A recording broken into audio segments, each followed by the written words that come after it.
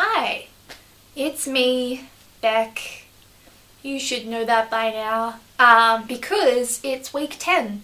So this is the last week of blogging, or in my case, vlogging. It's been a really interesting experience because this is the first time I've ever done vlogging. I've done some podcasts in the past, but I mean, just like talking by myself, it's a lot more difficult. Although, I am a very entertaining person, it's hard to keep the conversation going.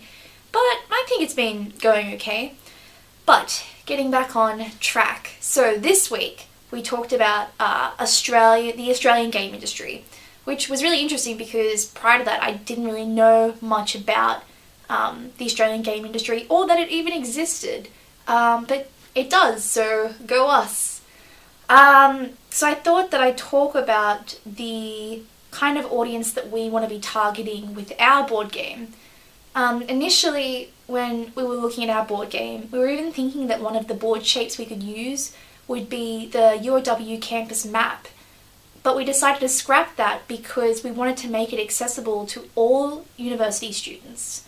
In saying that though, it definitely has a ton of Australian references that overseas consumers just wouldn't understand. For instance, the Centrelink, obviously an Australian government organisation that, people who aren't from Australia aren't really going to understand.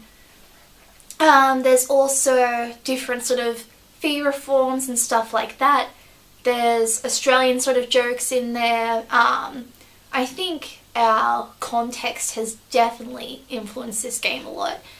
So while it is for university students, it's for Australian university students. And that might be something we look at in the future is, do we make different versions of this game for college students? And students of other tertiary education centres? Words.